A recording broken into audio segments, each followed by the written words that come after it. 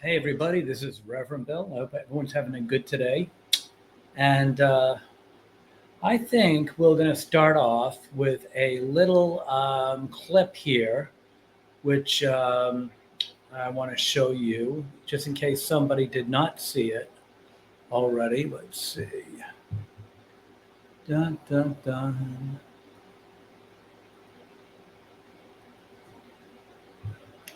Oh, good. We start off with the commercial. All right.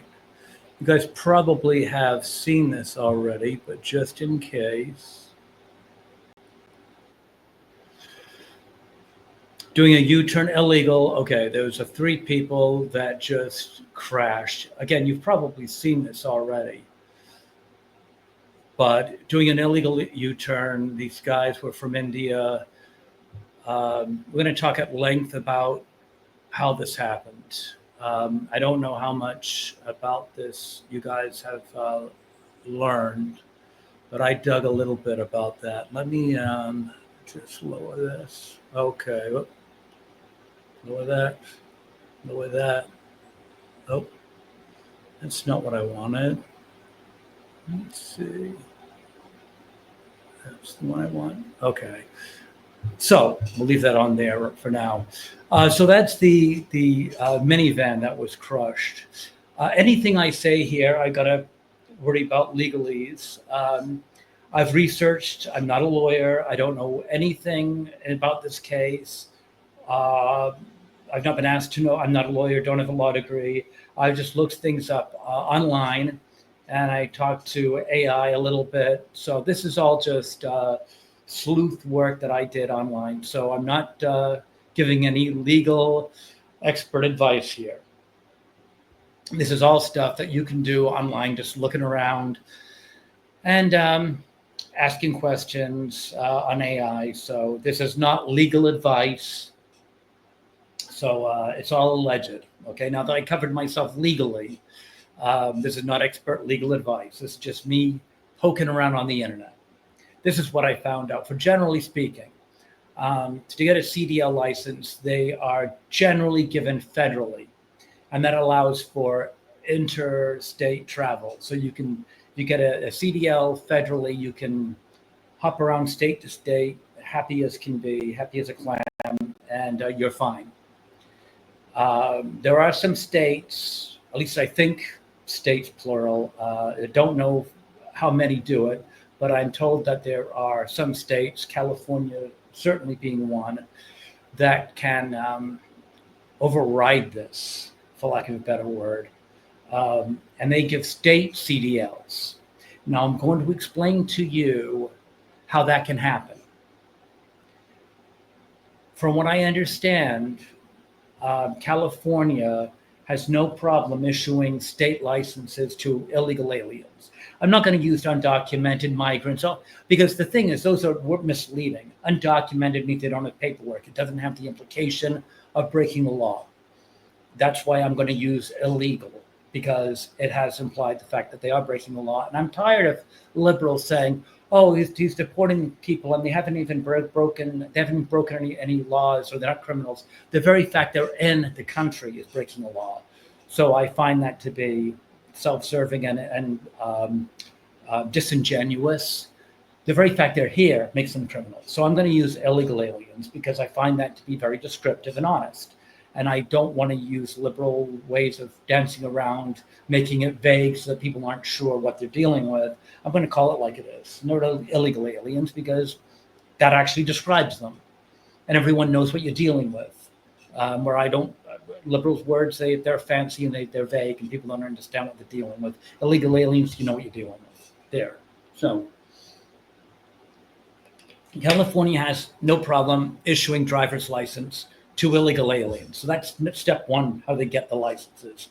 Now, once you have a California state driver's license, that entitles you automatically to get, from what I understand, a CDL permit, a learner's permit to get a CDL. That permit allows you to learn how to drive a rig. And you can learn how to drive a rig provided you have a licensed CDL driver in the rig with you.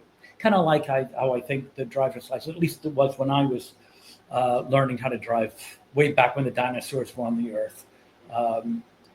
Way back when. Yeah, so when you have a CDL permit, you're allowed to learn how to drive a CDL, provided you have a licensed CDL driver with you in the truck.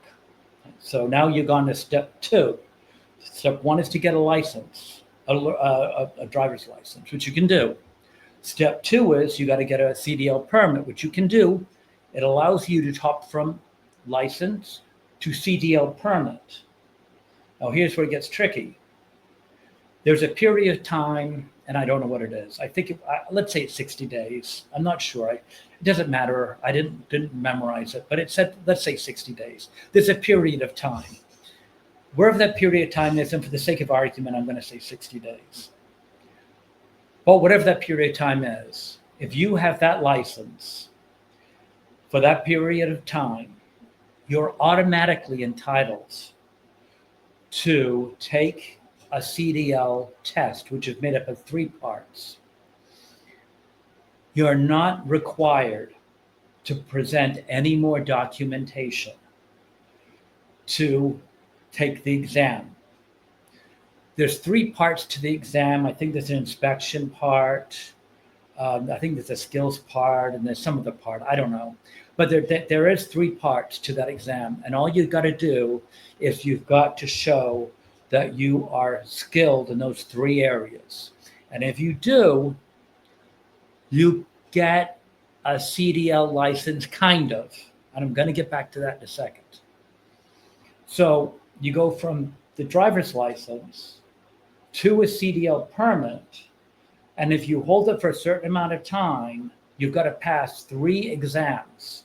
And if you pass those 3 exams, you kind of get a CDL license. Now, let me explain that kind of. You're entitled to drive a rig in intrastate. California cannot give you an interstate CDL. They can only allow you to drive in California with that CDL. They can't authorize you to drive throughout other states. They're limited to saying you can drive a rig. We authorize you to drive a rig in California.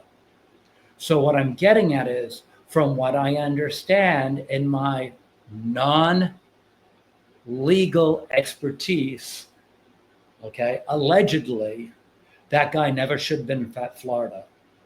That guy should only have been authorized to drive in California, which means if I am right, and I believe that I am through what I looked online, he never should have left California. No one's mentioned that online, to my knowledge. But if I'm right from what I read online, if he was authorized in California with a CDL, which I understand he was, he did not have a federal CDL. He had no business being in Florida, and that changes everything. Because now the trucking company hired him to do interstate driving with a California CDL. And I've not heard anyone bring that up. That was just something I stumbled across last night around 3:00 in the morning. So we'll see what happens. But from what I read last night, there is a lot to answer for, because he never should have been in Florida. And I'm surprised no one's mentioned that yet, because that's a big thing. If he did not have from what I understand, he only had a California CDL. If that's true, he never should have been in Florida, because I read about last night, a California CDL does not allow him to go interstate. Now, maybe I'm wrong. Maybe what I read last night was wrong, but we'll find out. But he did take off to California, and I'll tell you that is because they didn't arrest him on site. They said that when something like this happens, I guess they didn't have the dashboard cam, maybe. I don't know. But they said they needed to investigate, and it's not uncommon for them to let people go while they're still investigating. So they let him go, and he hightailed it to California. I guess he thought the sanctuary status would save him, and of course it didn't. But anyway, So that's I guess I covered that enough. But yeah, I haven't heard that anywhere. That was something I figured out last night, and maybe I'm wrong. Maybe, or let's put it this way: if I'm wrong, it's because I was misinformed. But all the information I got from what I read was that he had a California CDL. It was not a federal CDL, which makes sense. And if that's true, he shouldn't have been in Florida. All right, let's move along. I've got a story for you. So I was with my wife, and I think for those of you who been following me at all, know that we've had some run-ins with devil worshippers, Satanists, and we're pretty well versed in fighting evil.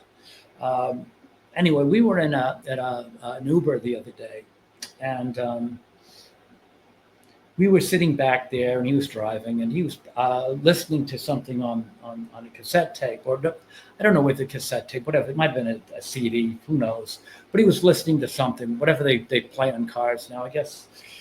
I don't know. He was listening to something anyway, however they listened to it.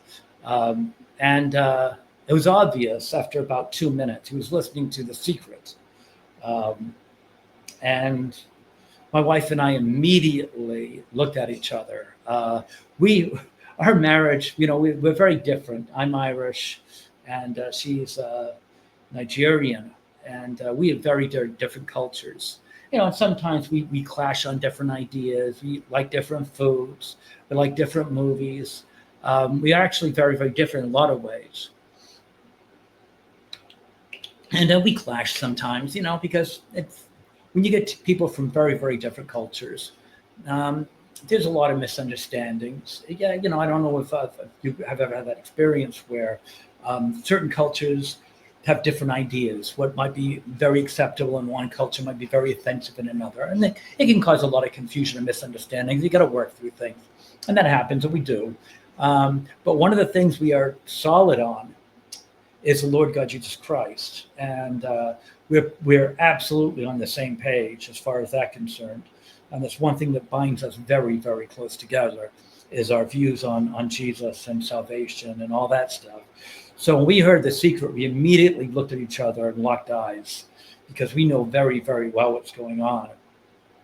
And they started talking on the recording about how you need to get something and you need to write down what you really want in life. You got to make a list. And as you got to envision yourself seeing it. And this driver he was a young guy, and he was really getting into it. And he's visualizing what he wants in life. And he's actually moaning. You could hear his anticipation, whatever it was that he wanted. Let's say it was $1 million. Whatever he was envisioning in his mind. It could be beautiful women. It could be a home he always wanted. And you could actually hear him moaning as he was envisioning it, like, seriously, he was really becoming enraptured in whatever he was thinking. I don't mean to sound offensive, but it was almost like he was having sex. He was getting so aroused by having the visualization of what he wanted.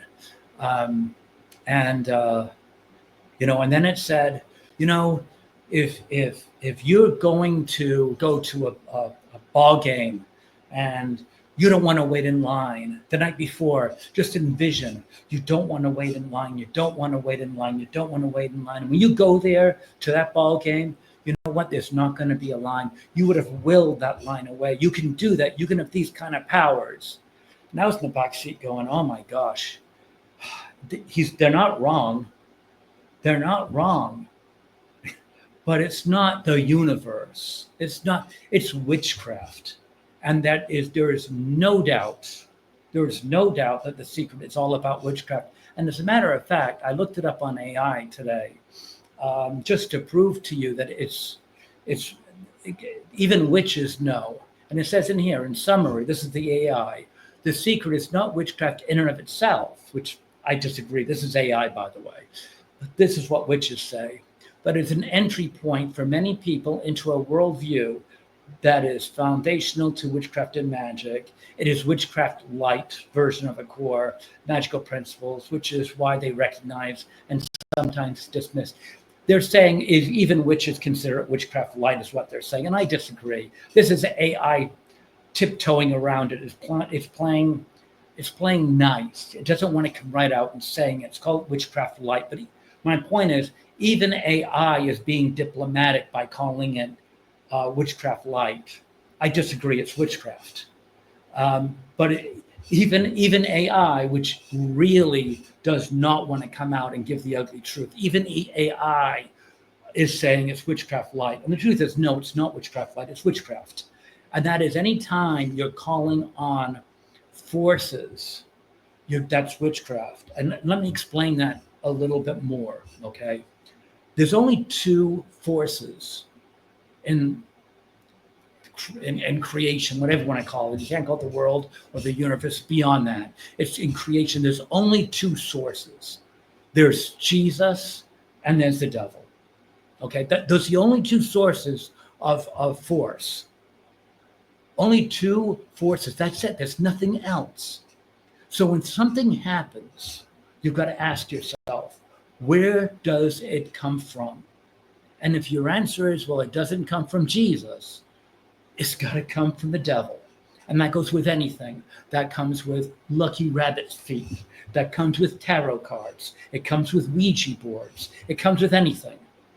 If you're getting something happening to you, ask yourself, would Jesus, when I'm asking outside forces to make that line not be there when I want to buy a ticket, does Jesus really care if I wait in line or not? Is Jesus really going to come down and give me a miracle so I don't have to wait in line? No, he's not. He is not that petty that he's going to come down and make sure you don't. Who is that petty? Who is going to do that to woo you? The devil. That's how the devil works. The devil's going to try to make that line go down. He's going to give you that $1 million. He is the God of the world. When you hear singers, songwriters, actors, actresses talk about God or God of this world, God is a title.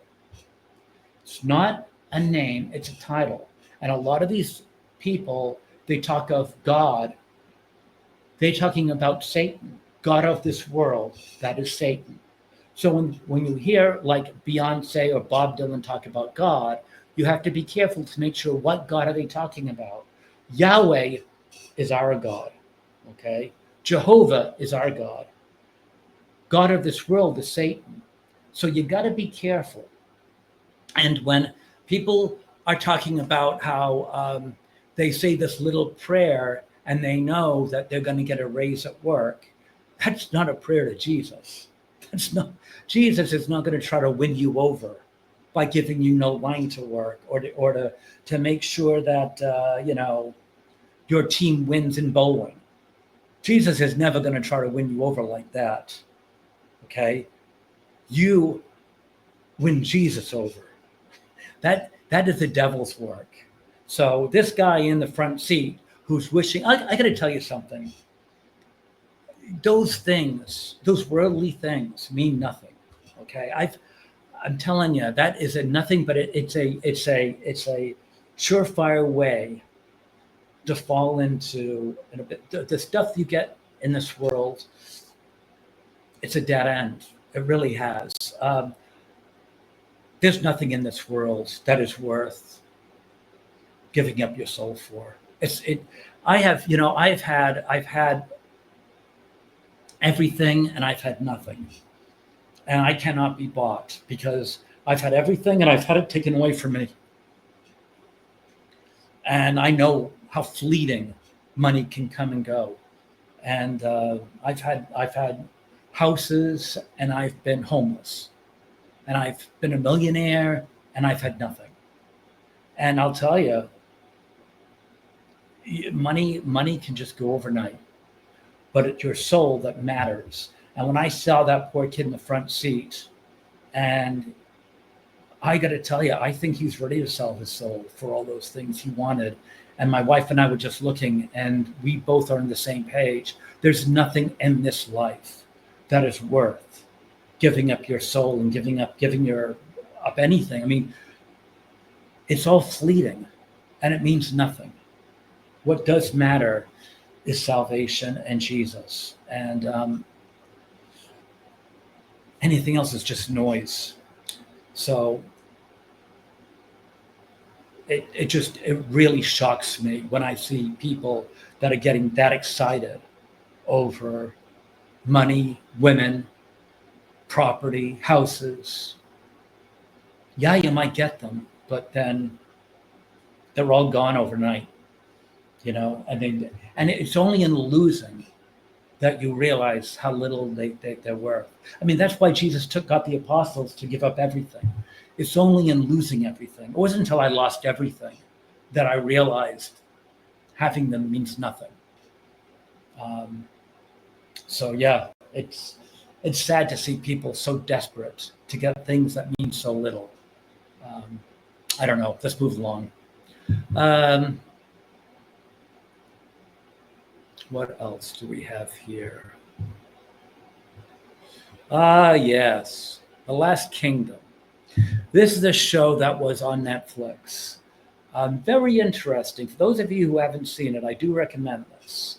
Um, it it's about it's kind of about the Vikings, and it's actually based on more loosely based on truth. The actual character is made up. Um, so that's kind of interesting though, because the backstory is pretty accurate, more or less. It's about how England, more or less, started their conquest. How England became England, I guess. It started off with the Saxons, and there's a lot of how the Vikings, the Danes at the time, um, started kind of their conquest too, and how that whole part about how the Saxons and started the growth of England. It's a very, very good show for the most part. It's 5 seasons. It does teach you a lot about history, but there's a lot of stuff in there that is loosely based. But for the most part, it stays with the story. But you know, again, they take a lot of license for drama, but for the most part, it stays true. Um, the interesting part of it is it's really entertaining, but it started. I think it started around 2015 and it ran to 2020, around 5 seasons. But the interesting part is, I really liked the first 4 seasons, and the 5th season I wasn't a big fan of. I do recommend watching it, but you could tell how the times had changed. The first 4 seasons are really good, and I think it's what I like about it is it's really for both men and women. Women, you'll like it because the heroes running around with like basically no shirt on. There's a lot of guys running on the Vikings with no shirt on, and for the guys, there's plenty of attractive women too. So it's a lot of eye candy for both men and women. So that's good. But the funny thing is, on around 2020, you could tell that things have started to change into wokeness, started to climb into it. It's not so bad. As a matter of fact, if you didn't know that the world had gone woke, it might actually have slipped past you. I hate the whole woke thing so much; it didn't get past me. But you could see in season 5 how wokeness started to creep into it, because suddenly in season 5 you have a black priest. Now I've got no problem. As anyone who knows me, my family's black, my wife's black. I've got no problem with black priests. I have a problem with people screwing around with history. And back in those days, slavery was huge. There was no way they were going to have a black priest going around baptizing white men in medieval England. No way at all. But so that was unbelievable, that they would have a black priest going around, chewing out knights for, misbehaving. And that would not happen. He'd be in chains. But so that was one thing that bothered me. And again, I have no problem with black priests. I've got a problem with inaccurate portrayals of history. And what else? Oh, they had sign language. Now, again, I've got no problem with sign language. I have a problem with historical accuracy. And I happen to know sign language wasn't developed until the 17th century. So why someone in around 900 AD is signing and having people sign back at her, that's ridiculous. There was no sign language developed in those days. But again, they have to have representation, even in the days of the knights. And then what else? Oh yeah, and then there was a woman who was leading the Vikings. Now I know, actually, I do know for a fact that the Vikings did have women warriors. Not a lot of them, but there was actually one or two women warriors that were legendary in the Vikings that I know. So I have no problem with a woman Viking, but it's a far cry from having a woman warrior to a woman leading the Vikings and making all the plans. That would never happen.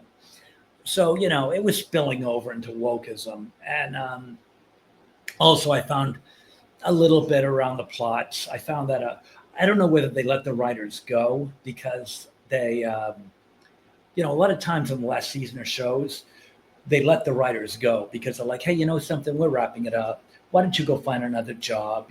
It's better that you find another job that's going to last you 4 or 5 years than you stick on here as a dead duck. So, and they do that a lot. And then they just get some kids to just wrap it up. And I think that's probably what happened here. Like there's one scene where the black priest went to a place that was, I don't know, one country or something, Scotland, I think. And then he was having dinner, and then the next scene, he's over back in a Saxon territory, Winchester, I think. And that's got to be 400 miles. And he was there a few hours later. I'm thinking, what, did Scotty transport him? It's like, how did he get from one country to the next in a matter of hours? Things like that. I found season 5 a little bit sloppy. But apart from that, it was okay. Something, when the first 4 seasons were so solid, you got to finish the last season. And it wasn't all that bad, but you do have to allow for a little bit of leeway on the last season, but it was still worth watching. But all in all, I think it was pretty good. So anyway, that's that. Let's see. I don't think what else I got to cover. That's just about it then. All right, well, that's it for what I got for Friday. Everyone, I hope you have a great weekend, and I will look forward to talking to you again later. God bless everybody, and take